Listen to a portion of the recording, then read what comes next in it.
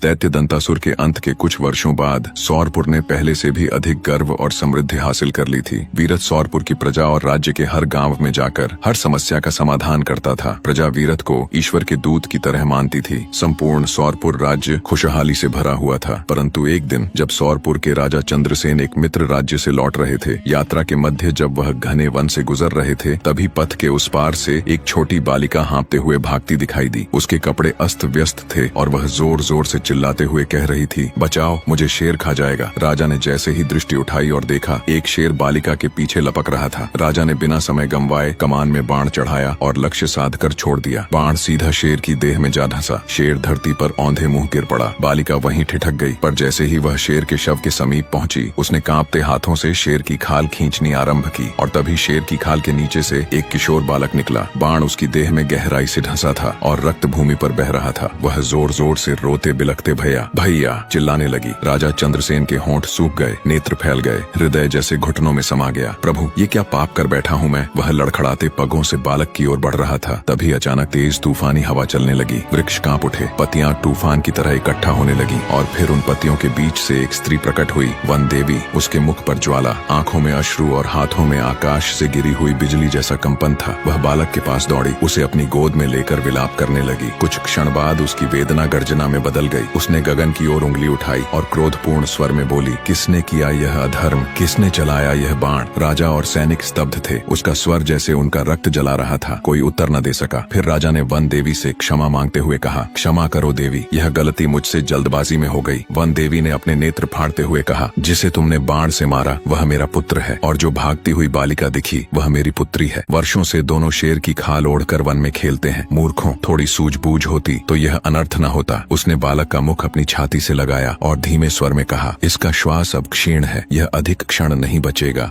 One देवी ने अपना कर बढ़ाया और दृढ़ स्वर में कहा, हे सौरपुर के अधिप, यदि मेरा पुत्र मृत्यु को प्राप्त हुआ तो मैं यह श्राप देती हूँ, तेरे राज्य में कोई संतान जन्म लेते ही मृत्यु को प्राप्त होगी। हर गर्भ शोक का कारण बनेगा। इसके जिम्मेदार तुम होगे। राजा चंद्रसेन और उनके सैनिक जैसे अपने ही रक्त से बोझिल हो गए। वे महल लौटे। सभी के चेहरे अपराध बोध से झुके हुए थे। महल में प्रवेश करते ही उन्होंने स्वयं को यशोधरा रानी के चरणों में डाल दिया। रानी ने पूछा, हे राजन, यह क्या दशा है। और राजा ने कांपती जुबान से संपूर्ण वृत्तांत कह सुनाया। रानी सुनकर निःशब्द हो गईं। यह श्राप तो केवल भूमि को नहीं, ममता को भी ग्रसने वाला था। इसी क्षण वीरथ उनके कक्ष में पहुंचा और झुककर बोला, पिताश्री, कौन सी पीड़ा है जो राजमुकुट से भारी हो चली। फिर राजा ने वीरथ को भी कांपते स्वर में संपूर्ण वृत्तांत कह सुनाया। वीरथ ने दृढ़ स्वर में कहा, पिताश्री, यह बोझ अब आपको अकेले नहीं ढोना होगा। उसने राजा की आंखों में अपराध की ज्वाला देखी और कहा, यह भूल आपकी नहीं, परिस्थिति की थी, किंतु इसका प्रायश्चित मेरा होगा। यदि कोई उपाय है तो मैं उसे खोज कर लाऊंगा। एक राज्य नहीं, एक माँ के गर्भों को बचाने हेतु मैं संकल्प करता हूँ। राजा ने पुत्र को गले लगाया। जैसे वर्षों की पीड़ा आज एक दीपक में बदल रही हो, उसी रात्रि वीरथ घोड़े पर सवार हुआ, बिना कोई सैनिक लिए, केवल संकल्प, प्रायश्चित और धर्म की मशाल लेकर। वन देवी के पास पहुंचकर वह उनके चरणों में झुक गया और बोला, माता, यह भूल अनजाने में हुई। यदि कोई उपाय है जिससे आपके पुत्र को जीवन मिल सके तो बताइए। आप चाहें तो मेरे प्राण ले लीजिए, पर सौरपुर को दंड न दें। वन देवी की आंखों में पीड़ा और क्रोध के अश्रु थे। उसने कहा, मुझे उपाय नहीं झात है, परंतु ऋषि विभांडक जान सकते हैं। परंतु ध्यान रहे, मेरे पुत्र के पास बहुत समय नहीं। यदि शीघ्र समाधान नहीं हुआ तो श्राप अटल होगा। वीरथ ने एक बार फिर मस्तक झुकाया और फिर वह ऋषि विभांडक के आश्रम की ओर निकल पड़ा। सारा मार्ग घने जंगलों, जंगली जानवरों की भयावह आवाजों से गुजरा। वीरथ जैसे ही आश्रम पहुंचा, उसने ऋषि विभांडक को प्रणाम किया। विभांडक ने वीरथ को पहचान लिया और कहा, अब किस रहस्य को जानने आया है। फिर वीरथ ने सारा वृत्तांत कह सुनाया। ऋषि विभांडक बोले, यह पाप अब तुझे धर्म बनाकर भोगना है। और आगे सुन वीरथ, जीवन बचाने का एक ही मार्ग है, पंचमंत्रिक यंत्र। ऋषि विभांडक ने एक दिव्य औषधि दी जिससे बालक कुछ समय और जीवित रह सके। औषधि लेकर वीरथ पुनः वन देवी के पास गया और उसे वह दवा दी। फिर वीरथ बोला, देवी, यह औषधि आपके पुत्र को कुछ दिनों तक जीवित रखेगी, तब तक मैं पंचमंत्रिक लाकर लौट आऊंगा। फिर वीरथ पंचमंत्रिक की यात्रा की ओर चल पड़ा। वीरथ की अग्निपथ यात्रा आरंभ हो चुकी थी। उसके चरणों की गति में धर्म का भार था और मन में एक ही संकल्प, पंचमंत्रिक को प्राप्त कर वन देवी के पुत्र का प्राण बचाना और सौरपुर को श्राप मुक्त करना। जैसे जैसे वीरथ आगे बढ़ता गया, वैसे वैसे वनों की सौम्यता बदलने लगी। झाड़ियां अब जाल सी लग रही थीं और पेड़ों के नीचे छाया नहीं, साया लग रही थी। दोपहर बीतते बीतते वीरथ एक तीव्र ढलान पर पहुंचा।